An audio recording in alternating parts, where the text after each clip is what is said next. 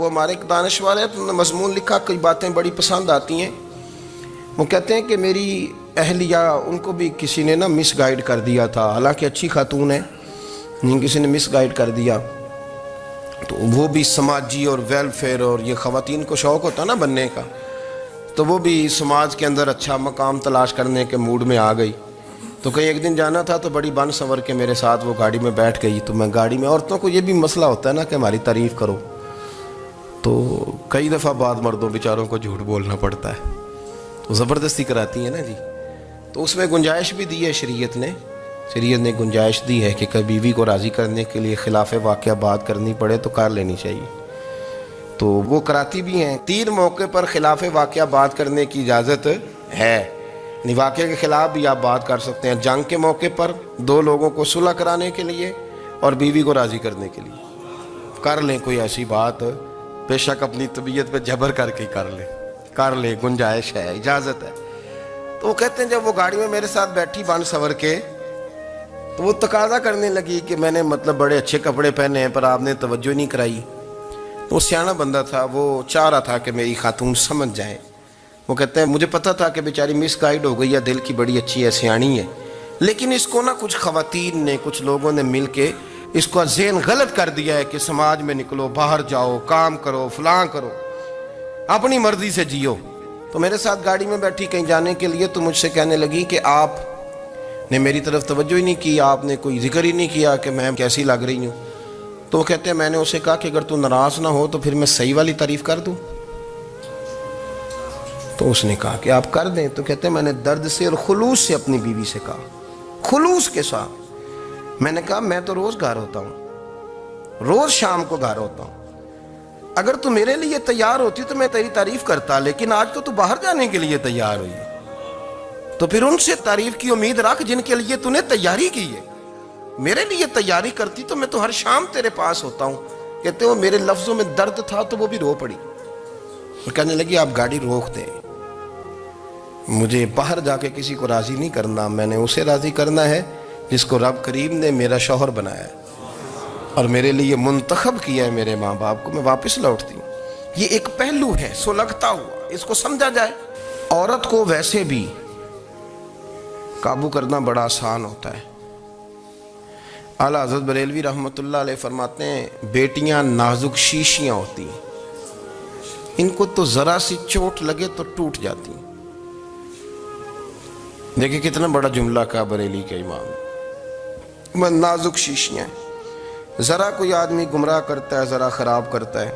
اب دیکھیں نا، یہ جو بچیوں کو بچے مس گائیڈ کرتے ہیں، انہیں بڑے بڑے خواب دکھاتے ہیں، وہ بیچاری ماں باپ کو چھوڑ کے، بہن بھائی کو چھوڑ کے اس کے ساتھ شادی کرتی ہے، پھر جو اس کا بعد میں حشر ہوتا ہے، آپ ادلیاں نو سردار پہن تکے تے شرما والیاں نو جھوٹے ڈولیاں دے۔ پھر وہ بیچاری ماں باپ رکھتے نہیں، وہ ظلم کرتا ہے، تو کتنی بڑی تکلیف میں وہ بچی آ جاتی، نازک شیشی ہوتی ہے نا تو ٹوٹ جاتی۔ یہی حال اب جدید خواتین اور یہ جو کچھ اینکر پرسن ہیں، یہ اصل میں نا یہ آپ کو سیاست سکھاتے ہیں، لیکن یہ مادر پیدر آزاد لوگ ہیں، بالکل آزاد۔ یہ تو علماء شور نہ کریں، بات نہ کریں، گفتگو نہ کریں، مشائخ بات نہ کریں، اور یہ جو کچھ سنجیدہ اور دینی طبقہ ہے یہ کوئی شور نہ کرے، یہ تو روڈوں پہ ننگے ہو کے آ جائیں معاذاللہ۔ خوفناک نظریہ رکھتے ہیں یہ لوگ۔ عورت کو کہتے ہیں تیرے حقوق ہم تجھے لے کے دیں گے، مثلاً وہ کون سا حق ہے جو تم نے لے کے دینا ہے؟ میرے نبی کریم صلی اللہ علیہ وسلم اس کو بیٹی بھی بنایا ہے، اس کو بہن بھی بنایا ہے، اس کو ماں بھی بنایا ہے، اسے بیوی کا عالی شان رتبہ بھی عطا فرمایا ہے۔ اور چونکہ بیٹی کا بھی حق بڑا بیان کیا جاتا ہے، بہن کا بھی، ماں کا بھی، اور بیوی کے معاملے میں لوگ سمجھتے ہیں کہ زیادہ بات نہیں کرنی چاہیے، شاید مسئلہ خراب ہو جائے۔ حالانکہ نبی پاک صلی اللہ تعالیٰ علیہ وسلم نے بیوی کے بارے میں پتہ کیا فرمایا؟ فرمایا جب تم نکاح کر لیتے ہو تو اپنا ایمان محفوظ کر لیتے ہو۔ اب میں اس کی شرح نہیں کرتا، اب خود کر لیجئے گا کہ وہ ایک ایسی شخصیت ہوتی ہے کہ جس کی موجودگی میں آپ کا ایمان محفوظ ہے۔ اب میں نہیں سمجھتا کہ اس سے بڑی بات کوئی اور ہو سکتی ہے، جس کی موجودگی میں آپ کا ایمان، اور بھئی یہ حدیث پاک عرض کر رہا ہوں، نکاح جب کوئی کر لے تو اس نے اپنا ایمان مکمل کر لیا۔ اس کا معنی یہ ہوا کہ آپ کا ایمان محفوظ ہے اس کی موجودگی میں، تو اس سے زیادہ بھی، یعنی ایمان سب سے قیمتی چیز ہے نا، تو اس کے محفوظ ہونے کی وجہ حضور نے نکاح بیان کر دی۔ اب میرا خیال ہے بی بی اگر کوئی اس سے بڑا حقوق مانگے گی تو بے وقوفی کرے گی۔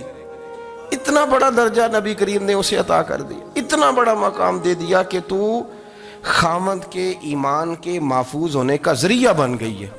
عورت کو جو حقوق رسول کریم صلی اللہ تعالی علیہ وسلم نے عطا فرمائے، نبی پاک نے جو حقوق دیے، دیکھیں نا، حضرت عبداللہ ابن عمر رضی اللہ تعالیٰ عنہ کی اہلیہ بیمار تھی، تو جلدی جلدی سے وہ آئے، تو جب بہت جلدی ہو، سفر بڑا شدید تھا، تو آپ نے جلدی سے نماز ادا کی، جلدی سے چلے۔ آپ کے خادم کہنے لگے حضور خیریت ہے؟ فرمایا میری بیوی بیمار ہے۔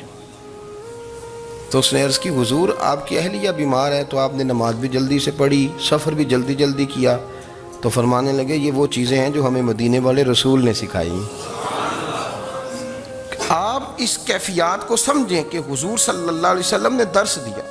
اور پھر ایک اور بہت بڑی بات، یہ فضیلت کسی اور کو نہیں دی، جو عورت کو حضور نے فضیلت دی، یہ فضیلت کسی اور کو نہیں دی۔ کبھی حضور نے فرمایا کہ تمہارا ابا تمہارے ساتھ بہت سخت رویہ کرے تو تم نے اس کو اس سختی پر داد دینی ہے؟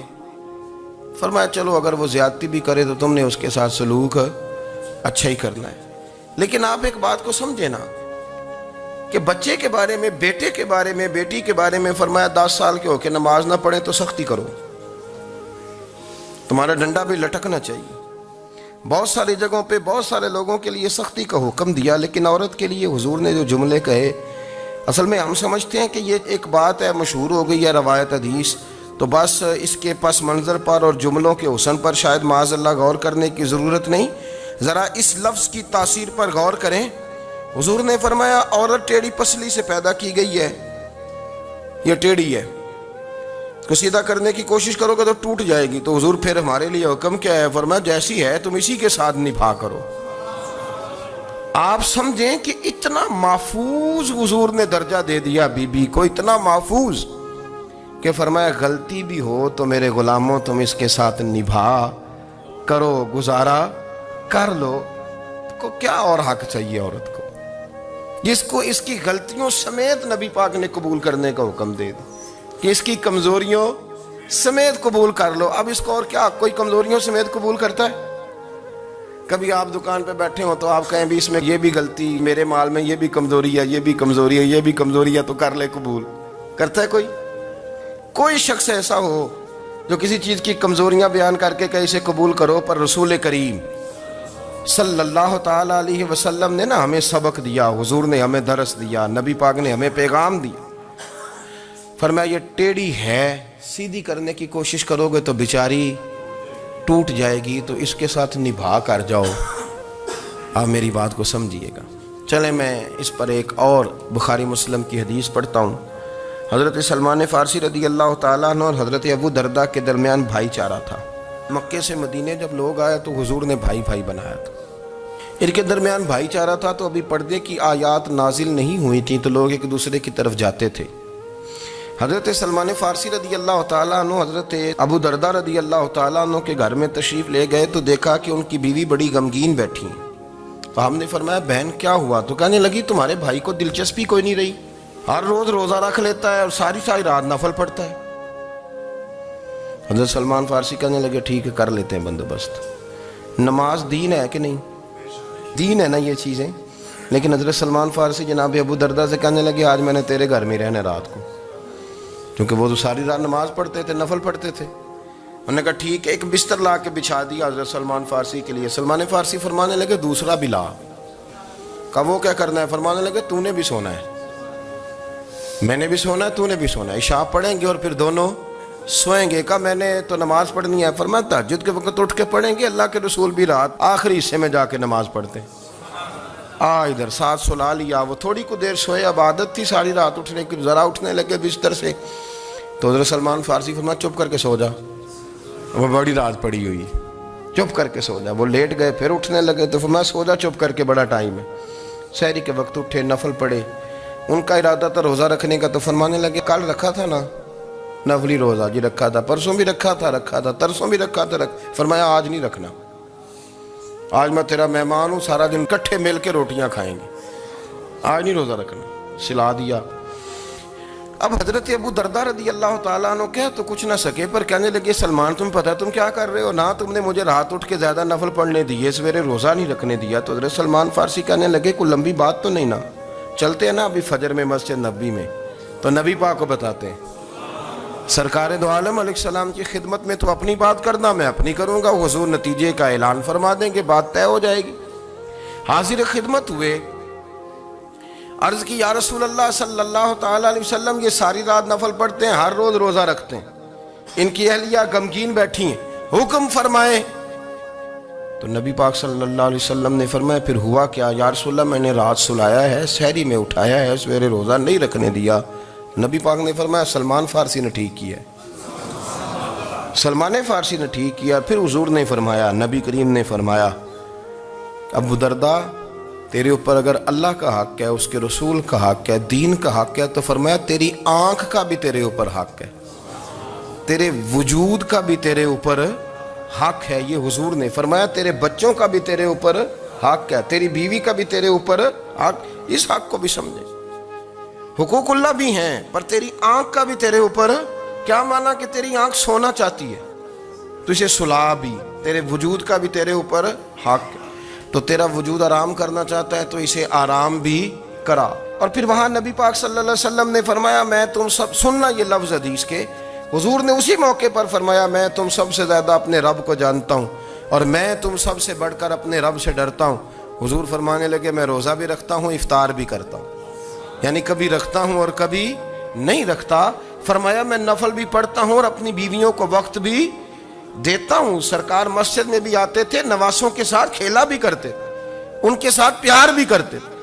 तो इतने बड़े हुकूक हुजूर ने बयान फरमाए औरतों के कि तुम्हारी बीवी का भी तुम्हारे ऊपर। लो एक हदीस बुखारी की और यहाँ बयान कर देता हूँ। एक शख्स ने आके अर्ज़ की या रसूल अल्लाह सल्लल्लाहु ताला अलैहि वसल्लम जिहाद के लिए तैयारी हो गई है, सफ़ें बन रही हैं, मुजाहिदीन की तैयारी है, तो मेरा भी नाम लिख दिया गया है मुजाहिदों की लिस्ट में, लेकिन या रसूल अल्लाह सल्लल्लाहु ताला अलैहि वसल्लम मेरी बीवी ने हज की तैयारी कर ली है और मेरे दोस्तों ने, सहाबा ने मेरा नाम मुजाहिदीन की लिस्ट में लिख दिया, तो मेरे लिए क्या हुक्म है? ये बुखारी मुस्लिम है। तो नबी पाक सल्लल्लाहु ताला अलैहि वसल्लम ने फरमाया जिहाद पे कोई और चला जाएगा तो बीवी के साथ हज करने जा, उसे महरम की ज़रूरत है, वो तेरे बगैर कैसे जाएगी? मुजाहिदीन को तो और मुजाहिद मिल जाएगा, पर तू तो अपनी बीवी के साथ जाना। नबी पाक सल्लल्लाहु अलैहि वसल्लम ने मर्द को मुहाफिज बनाया है, औरत को मर्द का कैदी नहीं बनाया, बल्कि औरत को हिफाजत अता की और मर्द को उसका मुहाफिज बनाया। अब बच्चियाँ आज़ाद होना चाहती हैं, और आज़ादी भी वो वाली कि जो बुनियादी तौर पर आज़ादी नहीं, फहाशी है। मैंने बहुत पहले कहा है कि इस्लाम बेटियों को कीमती समझता है। जिस बंदे के पास 20 तोले सोना हो वो चौक में लेके नहीं आता, वो कीमती चीज़ है, उसने छुपा के रखी होती है। तो जो नबी पाक सल्लल्लाहु अलैहि वसल्लम का कलमा पढ़ने वाले बीबियाँ, इस्लाम उन्हें कीमती समझता है, कहता है कि तुम कीमती हो लिहाजा घर के अंदर रहो, तुम बाहर ना हो। लेकिन औरतें हैं कि उनको बिला वजह लोग ख़राब कर देते हैं और बिला वजह वो इस मुगालते का शिकार हो जाती हैं। अब आगे बढ़ते हैं। कुरान मजीद ने सूरह नूर की आयत नंबर 30 में कहा कि कुल्लिल मुमिनीना यगुद्दु मिन अबसारिहिम, फरमाया कि ए महबूब अलैहिस्सलाम मोमिन मर्दों से कह दो कि अपनी नज़रें झुका के रखें, अपनी नज़रें। और अगली आयत में फरमाया वकुल्लिल मुमिनाती यगदुदन मिन अबसारिहिन्न, फरमाया कि ए महबूब मोमिन औरतों से भी कह दो कि अपनी नज़रें झुका। मर्द भी अपनी नज़र झुका के रखेगा औरत की तरफ, लेकिन ये सारी पाबंदी सिर्फ मर्द पर नहीं, औरत भी गैर महरम का चेहरा नहीं देखेगी, उस पर भी उसी तरह नज़र झुकाने का हुक्म है जिस तरह के वो हर दुकानदार को भाईजान कह के गुफ्तगू करने की उसको भी इजाज़त नहीं है कि वो भी वो समझे कि पाबंदी तो मर्द ने करनी थी, मैंने थोड़ी करनी थी। वो जिसके पास जाए, जहाँ भी जाए, डॉक्टर के पास जाए, बाहर जाए, तो वो जिस तरह मर्जी उसका दिल चाहे वो बातचीत करे, इसकी औरत को भी इजाज़त اسلام نہیں دیتا۔ بنیادی طور پہ اسلام شرم و حیا کا دین ہے، حیا کی بات کرتا ہے۔ حیا کی جب ہم تعریف کرتے ہیں تو حیا کی تعریف یہ ہے کہ کوئی کبھی چیز دیکھ کے نا تو آپ کی طبیعت میں کراہت محسوس ہو، آپ کوئی غلط جملہ منہ سے نکالتے ہوئے ذرا جھجکیں، آپ کوئی غلط بات کرتے ہوئے تھوڑا بوجھ محسوس کریں۔ ہمارے ہاں تیزی سے فروغ پایا ہے بے حیائی نے۔ سنگیوں کی محفلیں، یاروں کی محفلیں، اس میں غلیظ گفتگو ہوتی ہے الا ماشاء اللہ۔ جن دوستوں کو بڑی پاک صاف گفتگو کرنی چاہیے، دوستی کا رشتہ بڑا مقدس رشتہ ہے، جو یہاں ایک دوسرے سے پیار کریں گے جنت میں بھی اکٹھے داخل کیے جائیں گے۔ شرط یہ ہے کہ پیار اللہ رسول کی رضا کے لیے ہو، لیکن اس کے اندر اگر آپ کی گفتگو کچی ہو، کمزور ہو، فحاشی والی ہو، عریانی والی ہو، وہ ہمارے ہاں تو اب اس کو لوگ فیشن سمجھتے ہیں، اس کو مردانگی کی علامت سمجھتے ہیں کہ وہ جی ساری باتیں جی وہاں ہو گئیں اور جس کا جو جی چاہا اس نے کہا۔ آپ جب حیا کے دائرے میں ہوتے ہیں تو آپ خود بھی سکون محسوس کرتے ہیں۔ دیکھیں نا، آپ کو نیند سکون سے کہاں آتی ہے؟ جہاں کمرہ بند ہو، چاروں جانب دیوار ہے، اوپر چھت ہے، خالی دروازہ بھی کھلا ہوا ہو نا تو جب بندہ سکون لینا چاہتا ہے تو کہتا ہے یار ذرا دروازہ ذرا بند کر دو۔ وہ اچھی طرح اپنے آپ کو چھپا لیتا ہے نا حیا کے پردے میں، تو اللہ اسے سکون عطا کرتا ہے۔ اور جو اس سے بھی زیادہ ٹھنڈی نیند میں جانا چاہتا ہے وہ کہتا ہے لائٹ بھی بند کر دو۔ اب وہ مکمل طور پہ سمجھتا ہے کہ میں چاروں جانب سے چھپ گیا ہوں، اگر میں کھل کے بھی سو جاؤں گا تو میرا چونکہ پردہ قائم ہے تو مجھے کوئی دشواری نہیں ہوگی۔ آپ جب چھپ جاتے ہیں، جب آپ حیا کے اندر سمٹ جاتے ہیں، جب آپ چادر کے اندر آ جاتے ہیں تو آپ بہت ساری جگہوں پہ آسانی محسوس کرتے ہیں۔ تو حیا تو آپ کو سکون دیتی ہے، حیا تو دل کو راحت دیتی ہے۔ میں بڑی ذمہ داری سے بات عرض کرتا ہوں، قرآن مجید نے نا ایک مقام پہ مذاق کو، ایک مزاح ہوتا ہے خوش طبی، وہ نہیں، مذاق اڑانا۔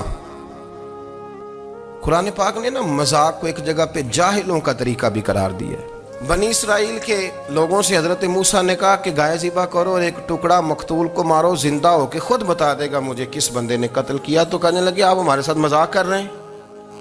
تو قرآن مجید کہتا ہے کہ حضرت سیدنا موسیٰ علیہ السلام فرمانے لگے اعوذ باللہ ان اکون من الجاہلین، فرمانے لگے میں اللہ کی پناہ مانگتا ہوں کہ میں جاہلوں میں سے ہو جاؤں۔ یہ مذاق کرنا تو جاہلوں کا طریقہ ہے۔ اگر آپ کی زبان سے بے حیائی کا جملہ نکل گیا، اگر آپ کی زبان سے بے حیائی کا جملہ نکل گیا، آپ نے کہہ دیا کہ ہم آزاد لوگ ہیں، جو مرضی کریں گے، جو مرضی کہیں گے، جو ہمارا دل میں آئے گا کریں گے، تو پھر تو لوگ آپ کا وہ حشر کریں گے کہ آپ سے برداشت ہی نہیں ہوگا۔ جس کا لوگ مذاق بنا لیتے ہیں اور جو مذاق بن جاتا ہے پھر اسے کچھ جینے دیتا ہے۔ آپ حیا کی چادر میں چھپیں گے تو بچیں گے۔ اگر آپ نے اپنا مذاق بنوا لیا یہ کہہ کے کہ میں نے مرضی کرنی ہے، پھر یاد رکھنا چھپنے کو جگہ نہیں ملے گی، پھر تکلیف میں آ جائیں گے، پھر بہت بڑی اذیت کا شکار ہو جائیں۔ شرم و حیا، عرب کے اندر جو کنواری لڑکیاں تھیں ان میں بڑی حیا ہوتی تھی۔ الحمدللہ میں بڑے فخر سے کہتا ہوں کہ میرے پنجاب کی، میرے پاکستان کی بیٹیاں بھی 20 دفعہ ان کا ابا کہے تیری شادی کرنی ہے تو وہ آنکھ نہیں اٹھا پاتی آج بھی۔ یہ تو وہ چند لوگ ہیں جو کہتے ہیں ہم ہائی کلاس ہو گئے، ہمیں نہیں پتا کہ وہ روشن خیال ہو گئے ہیں کہ روغن خیال ہو گئے، پتہ نہیں کدھر چلے گئے۔ ورنہ ہماری بیٹیاں آج بھی جب ان سے ان کا باپ، ان کی ماں بات کرتی ہے تیری شادی کی، تو وہ تو شرم کے ساتھ پچھلے سے پچھلے کمرے میں چھپتی ہیں۔ یہ اللہ نے فضل کیا ہوا ہے اس ملت پر۔ تو عرب کی لڑکی بڑی حیا والی ہوتی تھی، اس سے کوئی بات کرنی پڑتی تھی تو 20 دفعہ بات کی جاتی، پھر بھی وہ عورت چھپتی پھرتی تھی۔